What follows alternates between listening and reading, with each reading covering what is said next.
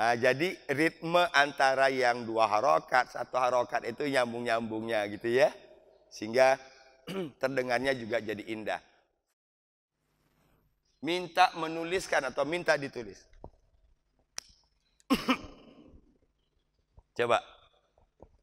Penambahan kata alif sama ta yang dari asalnya tadi kataba menjadi iktataba. Kataba artinya menulis, iktataba artinya minta menulis atau minta ditulis.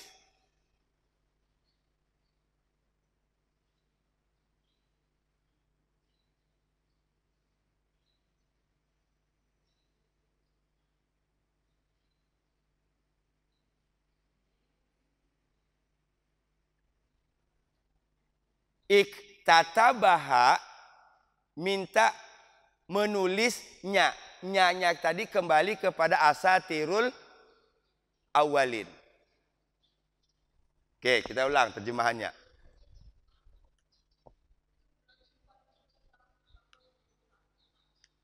Tiga tambah 2.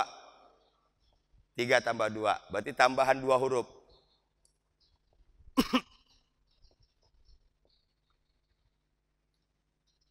Ulang. Wa qalu, dan mereka mengatakan, siapa yang mengatakan ini? Keren, orang kafir. Jadi langsung masuk di sini kita ya. Mereka tadi langsung terjawab. Siapa orang kafir? Apa katanya? Asatirul awalin. Apa tadi? Dongeng-dongeng terdahulu. Iktatabaha. Ia meminta menuliskannya. Oke. Iktatabaha, dia meminta menuliskannya. Nyanya tadi adalah asatir. Sekarang saya jelaskan begini.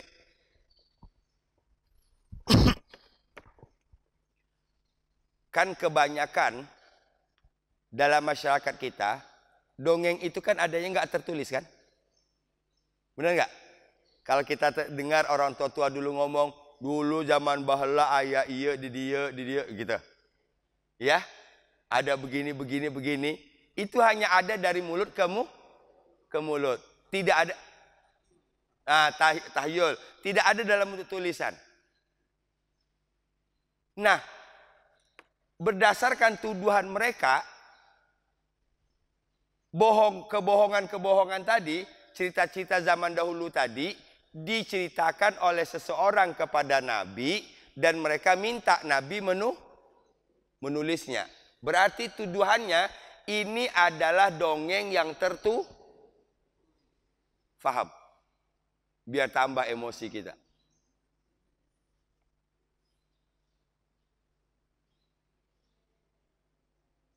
Atau zaman dahulu sudah ada dongeng. Dongeng itu didongengkan kepada Nabi. Kemudian si pendongeng minta agar Nabi nulisin dongeng itu. Ditulislah oleh Nabi. Jadilah Siapa yang gak marah dengar gitu? Orang yang mengimani Quran. Jadi baca Quran kalau disertai dengan pemahaman muncul emosi, Pak. Ini selama ini kita baca Quran datar aja. Shadaqallahul azim. Nggak ada emosi yang muncul. Kenapa? Nggak paham. Nah, emosi tadi penting untuk apa? Ada aksi, ada reaksi. Jawab dalam bentuk ilmu. Bukan, Quran ini bukan dongeng.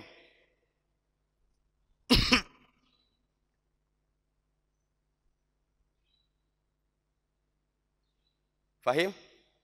Kata barunya di sini iktataba. Kalau kataba insya Allah kita semua sudah tahu artinya menulis. Kalau iktataba artinya minta agar ditulis. Agar menuliskan. Boleh. Dia minta agar menuliskannya. Nyanya ini kembali kepada asatirul. Maka berarti kesimpulannya menurut ini Al-Quran adalah dongeng-dongeng zaman dahulu yang ditulis dan dibukukan. Sia-sia banget kita tiap hari baca dongeng. Betul? Sia-sia banget kita tiap hari baca dongeng. Kalau tuduhan ini benar. Kita lanjutkan lagi. Tuduhan yang keempat. Oh bukan, ini masih ketiga. Ini proses. Kita terjemahkan lagi yuk. Fa, apa tifah?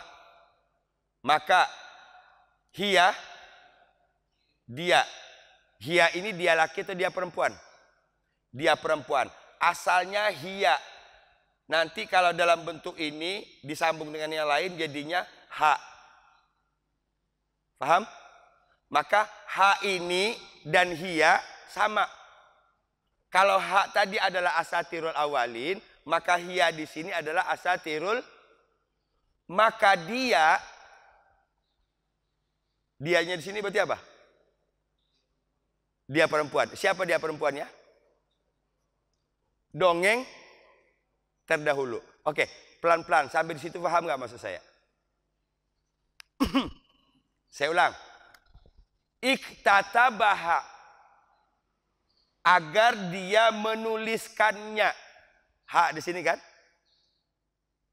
Ini artinya kata ganti kalau disambung, kata ganti kalau berdiri sendiri. Ya, menuliskan apa? Asatirul awalin. Fahia, maka dia dongeng-dongeng terdahulu itu tumla.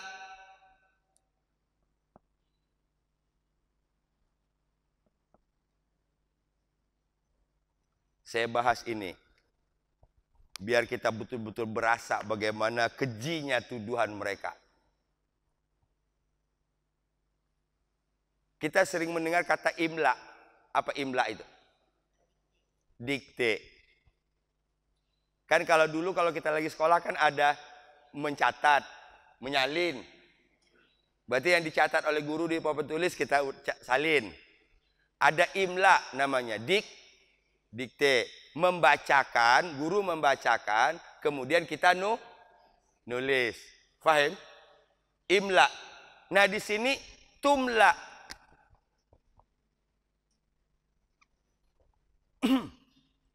Tak di sini, ini tanya di sini adalah dia perempuan.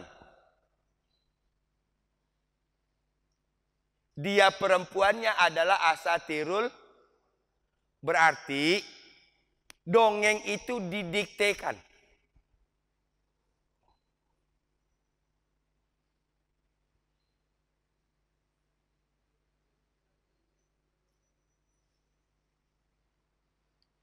Kalau kita balik lagi, siapa yang mendiktekan? Siapa yang mendiktekan? Qaumun akharun, ayat 4. Mendiktekan kepada siapa? Kepada Nabi.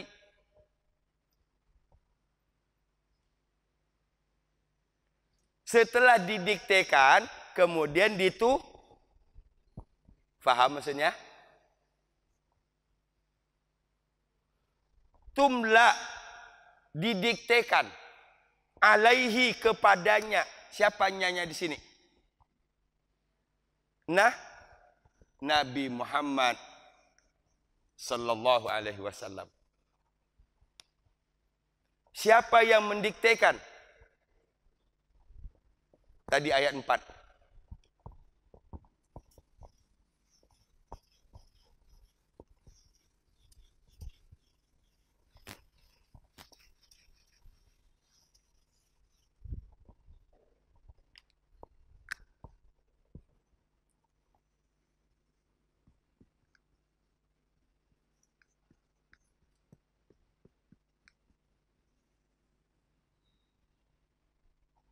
Apa qaumun akharun?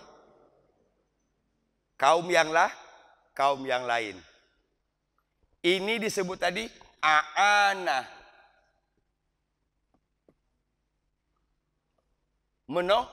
Menolong. Nabi minta tolong kepada kaum yang lain. Salah satu pertolongan kaum yang lain itu adalah mereka mendiktekan dongeng terdahulu kepada Nabi, kemudian menyuruh Nabi untuk detail loh ini. Maka hasilnya adalah ayat 4 dan 5 harus melahirkan rasa marah kita. Kitab suci kita disebut sebagai dongeng. Kitab suci kita disebut sebagai tuduhan yang zulman wa zura.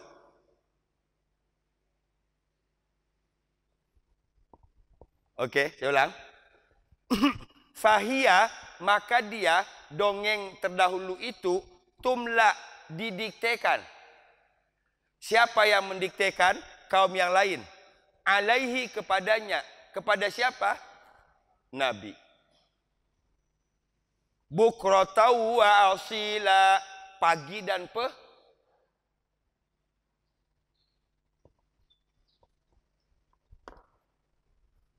Berasa nggak makna ayat ini? Gitu. Dibacakan oleh orang lain tadi, kaumun akhorun tadi, kepada Nabi pagi dan petang. Didiktekan. Mengapa sebut didiktekan? Karena saya katakan tadi, dongeng itu pada dasarnya adalah berita yang tidak ada sumber. Betul? Sumbernya selalu kabur. Ibu tahu dari mana? Oh dulu, zaman dulu nenek kamu ngomong. Gimana kita mau ngelacaknya ke nenek kita udah meninggal?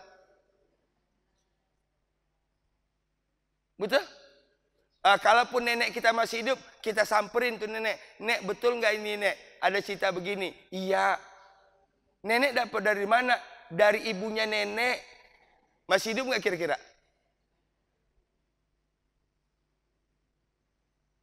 Nah, jadi menurut mereka ini, salah seorang yang menguasai dongeng itu membacakan atau mendiktekan kepada Nabi pagi dan sore, kemudian disuruhnya Nabi untuk lahirlah Al-Qur'an.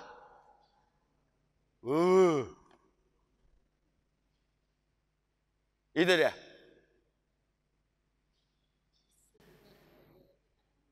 Ini nggak ada yang lebih jahat dari ini.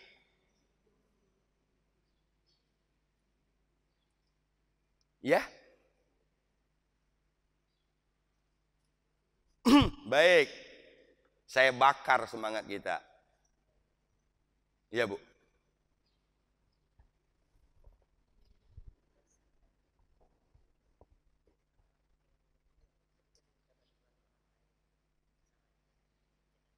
Iya.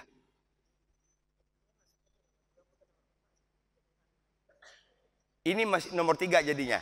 Karena kalau tadi hanya dalam bentuk tuduhan. Tuduhan ya. Pertama, ini ifkun iftarohu, kebohongan yang diada-adakan oleh Nabi. Kedua, wa'anahu alaihi qaumun akhorun, orang lain menolong Nabi. 2 tuduhannya. Ya, yang 2 ini sudah diklarifikasi oleh Allah. Ini zulman wa zuro. Ini yang 2 ini kezaliman ini. Ini dusta ini yang 2 ini. Kemudian diteruskan lagi. Mereka juga mengatakan apa? Asatirul awalin. Ini mah kebohongan zaman bahela. Bagaimana caranya kebohongan itu bisa menjadi ini? Dijelasin. Qaumun akhorun yang tadi nolong Nabi, yang Nabi minta tolong, itu tumla alaihi bukrata wa asila. Faham? Mendiktekan kepada Nabi pagi dan sehingga maknanya adalah didiktekan kepada Nabi pagi dan petang sehingga Nabi hafal. Setelah Nabi hafal, iktatabaha, apa tadi? Minta agar ini kan persekongkolan jahat ini. Nauzubillah min zalik. Oke. Ini surat Al-Furqan ayat 4 dan 5. Kita tinggal ini dulu. Saya balik ke contoh lain. kita tiba-tiba buka medsos. Di Instagram kita temukan ada satu kata yang melecehkan Quran. Semua umat Islam marah. Betul? Semua medsos menyerang. Tersinggung dia dengan ucapan ini. Betul? Paham nggak maksud saya? Mengapa baca Furqan nggak tersinggung? Paham?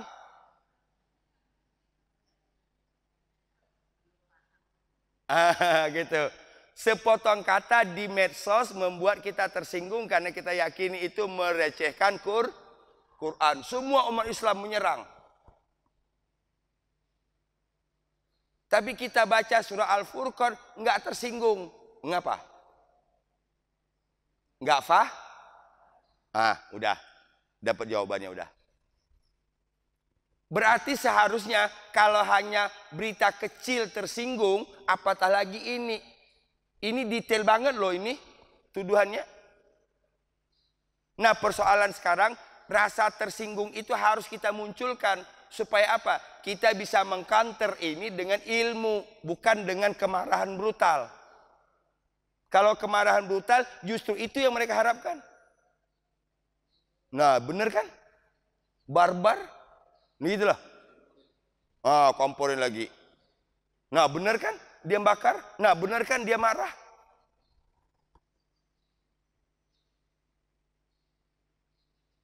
Sekarang bagaimana kita bisa menjawabnya dengan ilmu? Untuk bisa dapat ilmu harus marah. Faham? Untuk bisa marah harus ngerti. Kenapa kita nggak marah? Karena itu dah. Udah paham posisinya. Bagaimana mau marah Pak Ustaz, orang nggak ngerti. Yang lucunya lagi yang mendengar misalnya wa qalu asatirul awwalin. Allah. Faham? Wa qalu asatirul awwalin iktatabaha. Allah.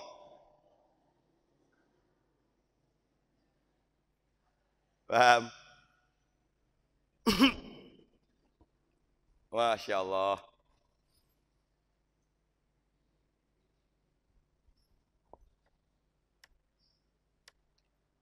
Jadi kadang-kadang sering kita jaka sembung bawa golok. Apa? Nggak antara ayat dengan respon itu kadang-kadang nggak nyambung. Benar, kita harus berzikir ketika mendengar ayat-ayat Allah. Apa zikirnya? Masya Allah, Allahu Akbar, Allahu Akbar. Benar itu. Tapi kapan kalimat itu dilontarkan?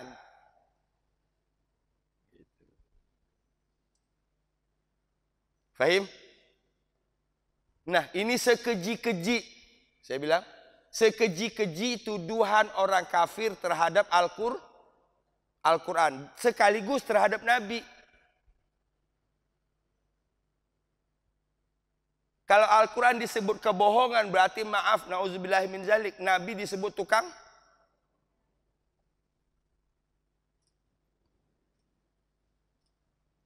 Diceritakan oleh Allah Subhanahu wa Ta'ala. Bagian dari perjuangan Nabi. Kita tahu, apakah kemudian Nabi langsung mencak-mencak marah, kemudian mendatangi dan memerangi orang itu? Enggak. Fahim?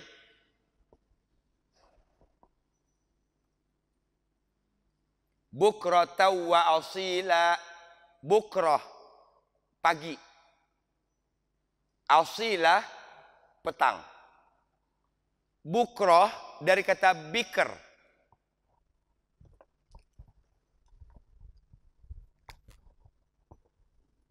Bikrun.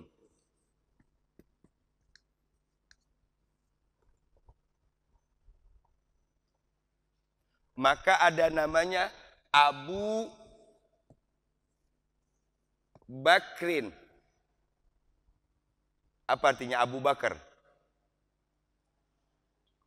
Abu bapak, Bakrin pagi-pagi. Pagi-pagi maksudnya apa? Paling dulu. Bapak yang paling dulu, Abu Bakrin. Anak ABG itu namanya Bikrun. ABG disebut Bikrun. Masih muda, masih pagi.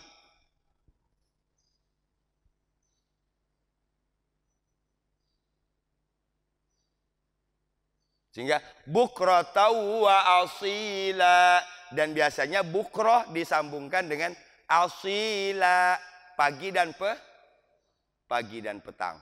Yuk, saya ulang lagi. Saya berharap Bapak Ibu faham tanpa melihat terjemahan. Faham dengan melihat Al-Quran.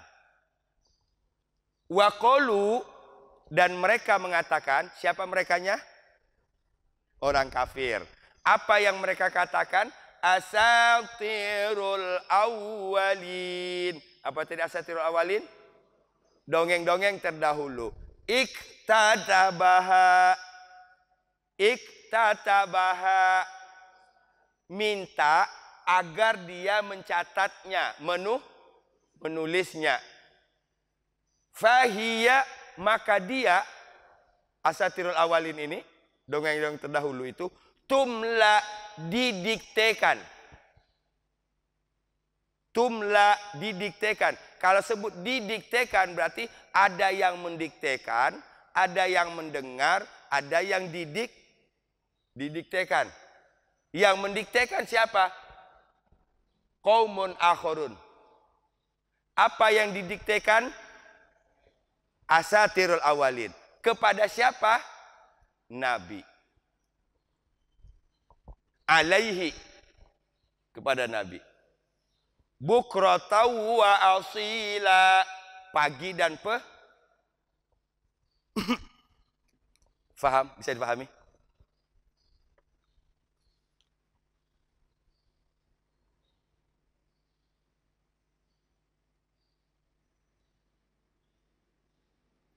Nanti kita bandingkan dengan ayat lain gitu loh.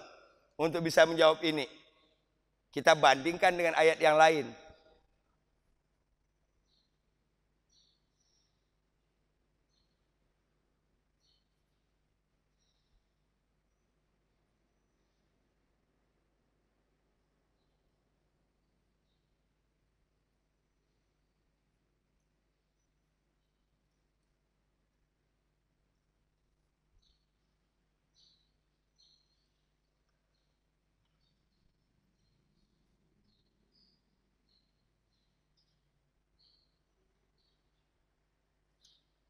Ya, Pak.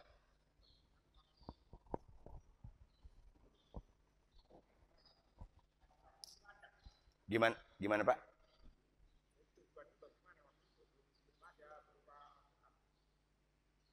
Ulang dari awal pertanyaan Bapak.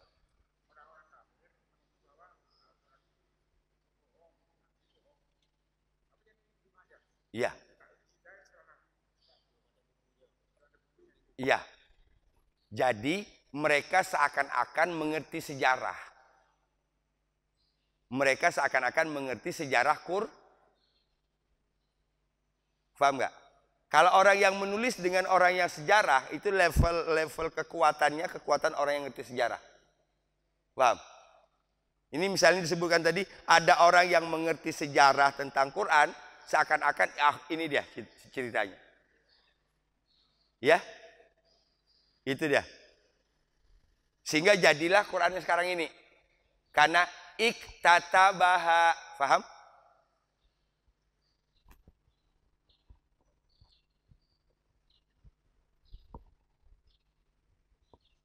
Nah, sekarang kita pakai imajinasi. Ibu tutup tulisannya, buka Quran begini. Ibu baca, Kemudian coba terjemahkan. Faham belum dengan terjemahan sendiri? Kuncinya di situ. Karena emosi itu baru akan lahir ketika itu. Gitu. Kira-kira kalau saya baca sendiri, poin-poinnya tadi, itu sebabnya kalau saya mengajar begini detail. Dengan harapan Bapak Ibu tahu arti bukan karena terjemahan. Paham? Ibu tahu arti bukan karena terjemahan. Tapi tahu arti karena ngerti arti. Beda. Kalau mengerti karena terjemahan itu nggak akan punya rasa. Tapi kalau kita ngerti ketika baca 1-2 kata tadi, itu insya Allah langsung melahirkan rasa. Makanya sekarang kan banyak kita pengen dibelokin. Ngapain sih nenek-nenek diajarin bahasa Arab? Ya? Kan sekarang mah gampang, tinggal baca terjemahkan, terjemahan ada. Terjemahan perkata lagi. Mah enggak kalau bisa. Ya. Abdi mah temaksa. Ngaji alhamdulillah, ngaji urusan. Gitu. Cuma satu yang abdi minta, jangan ngeritik. Paham? Nah, ngaji mah silakan, alhamdulillah. Gitu. Ini udah nggak ngaji, ngeritik lagi. Ngapain sih nenek-nenek diajarin bahasa Arab? Daripada nenek-nenek saya ajarin karaokean. Paham? Nauzubillah Bapak Ibu sekalian, tidak sedikit sekarang nenek-nenek gemar karaokean. Acara reunian joget-jogetan. Dan tidak sedikit juga kita dapati ada video lagi nyanyi, lagi joget-jogetan. Husnul khotimah enggak? Nah kalau di sini walaupun terpaham, misalnya lagi duduk kita meninggal, insya Allah husnul khotimah. Semua orang akan mikir gitu. Masya Allah, meninggal lagi ngaji. Pasti semuanya bagus. Walaupun nggak ngerti, walaupun cuma ngerti maka kot, maka alhamdulillah. Kot sungguh, udah alhamdulillah itu mah. Jadi kadang-kadang agak gerah juga gitu ya. Dan memang begitu dalam umat Islam hari ini. Yang sholat dikritik, yang nggak sholat nggak di.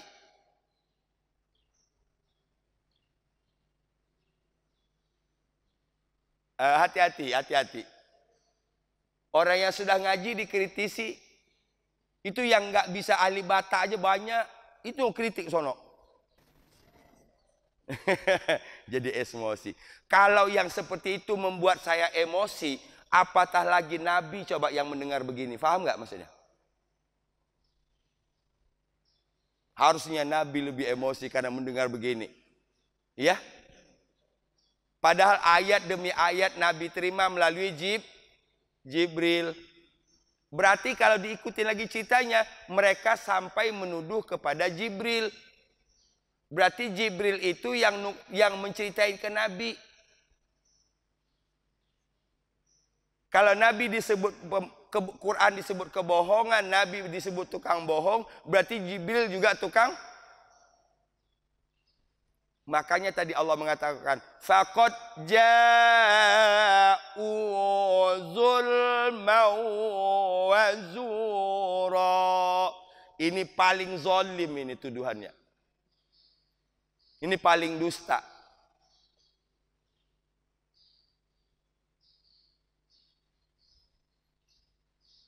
Mengapa kita bahas Al-Furqan? Karena Al-Furqan artinya pembeda.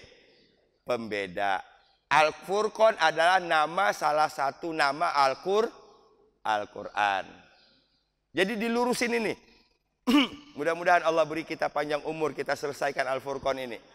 Sampai kita punya kesimpulan itu.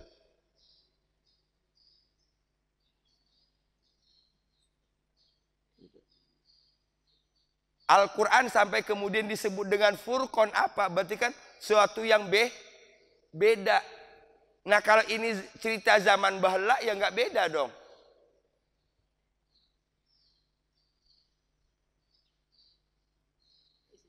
Oke. Mudah-mudahan ini bisa menggugah emosi kita semua.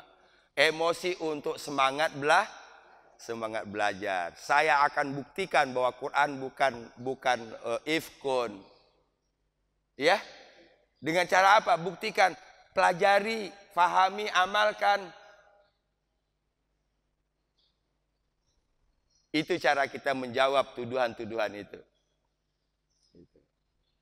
Yang nuduh biarin aja, ntar juga kelar sendiri kok.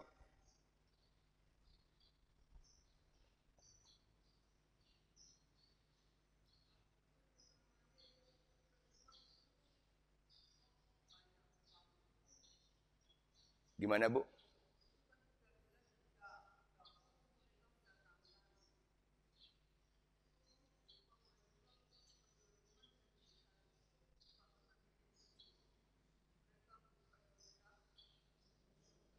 Oh ya, kalau terjemahan itu terjemahan maksud.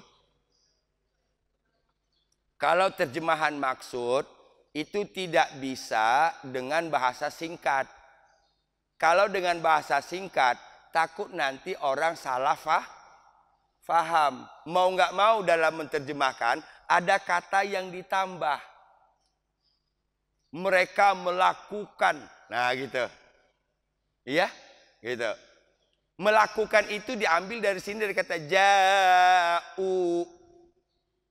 Ja'a tadi asalnya datang. Mereka mendatangkan, mereka mengerjakan, mereka melakukan. Zulman, perbuatan zalim.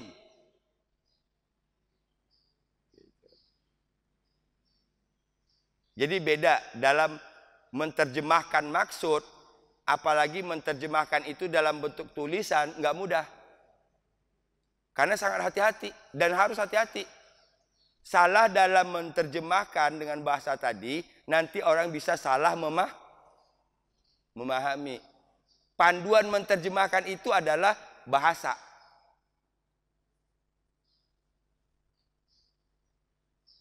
Yuk kita baca ayat 5. Wa qalu asatirul awwalinak tatabaha awwalinak tatabaha wa qalu asatirul awwalinak tatabaha. Ya.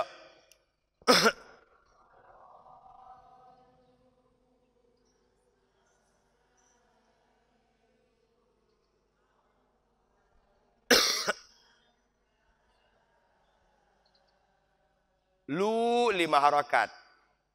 2 disambung al-asatir. A-nya itu berarti jadi 5. Lu 2 bertemu dengan alif atau hamzah. Wa qalu asatirul awwalinak tatabaha. Ya. Wa qalu asatirul awwalinak tatabaha fahiyatum. Langsung fahiyatum la alaihi bunkratan wa asila. Alsi sod. Fahiyatum. Nih. Fahiyatum la alaihi bunkratan wa asila. Ya. Fahiyatum la alaihi bunkratan wa asila. Lagi. Fahiyatum la alaihi bukratan wa asila. Wa qalu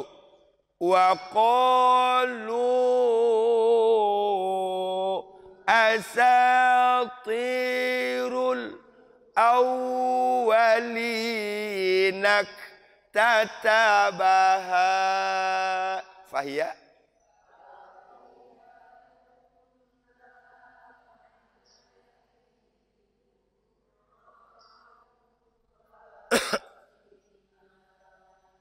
fahiyatum, cara bacanya fahiyatum la alaihi bukratan wa asila. Ulang fahiyya.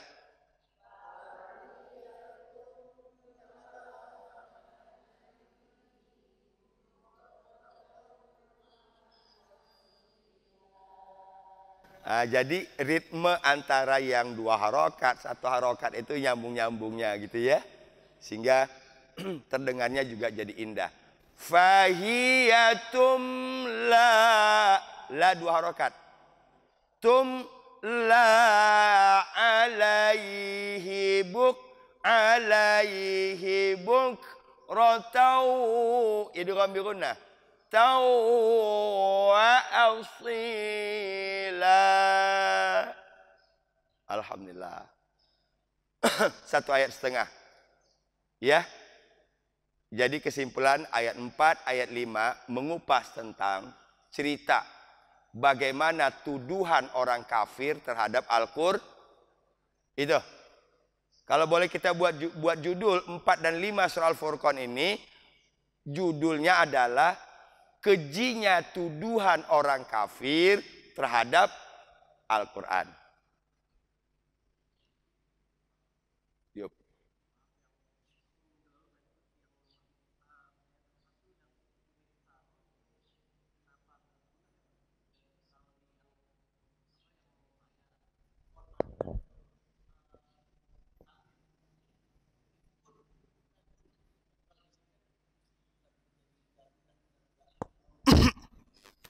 Ya, itu biasanya kalau Quran Indonesia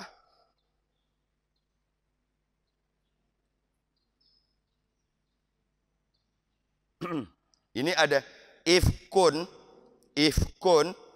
kemudian alifnya, alif iftarohnya, alifnya kan nggak ada baris kan, ya, dan huruf fa-nya mati. Ifkum nggak bisa baca, maka biasanya diberi bantuan dengan nun wiqayah. Ya, ada nun kecil biasanya di bawahnya. Maka cara bacanya ifkunif, betul? Ifkunif, sehingga dia tidak dibaca ifkun. Tulisannya ifkun, tapi bacanya bukan ifkun. Ya. Tulisannya ifkun, aslinya dibacanya bukan ifkun karena ada kesulitan dalam membaca ketika ifkun disambungkan dengan iftaro. Kalau kita baca illa ifkun iftarohu, boleh nggak bacanya? Boleh, karena tidak merusak arti. Mungkin dalam ilmu tahsin ini salah baca, cara bacanya agak salah. Salahnya di cara baca. Ya, jadi kalau kita belum tahu pasti kebanyakannya if kun if. Nah, gitu. Nah, kalau yang disambung tadi if kunif taroh. Ya. Itu antara tulisan dan bacaan. Sahabat Quran yang dirahmati Allah Subhanahu wa taala. Untuk Ahad depan tanggal 17 ya. Ya, kita libur sementara. Ya. Itu. Ya. Iya. Tanggal merah kan ya? Oh, itu. Jadi untuk tanggal 17 Agustus karena biasanya banyak kegiatan, ya, kegiatan-kegiatan di lingkungan dan insya Allah kita libur dulu, kita lanjut tanggal 24-nya lagi, ya, minggu depannya ya. Kita tutup dengan hamdalah. Alhamdulillah rabbil alamin. Subhanaka Allahumma bihamdika asyhadu an la ilaha illa anta astaghfiruka wa atubu ilaik. Walafu minkum. Assalamualaikum warahmatullahi wabarakatuh.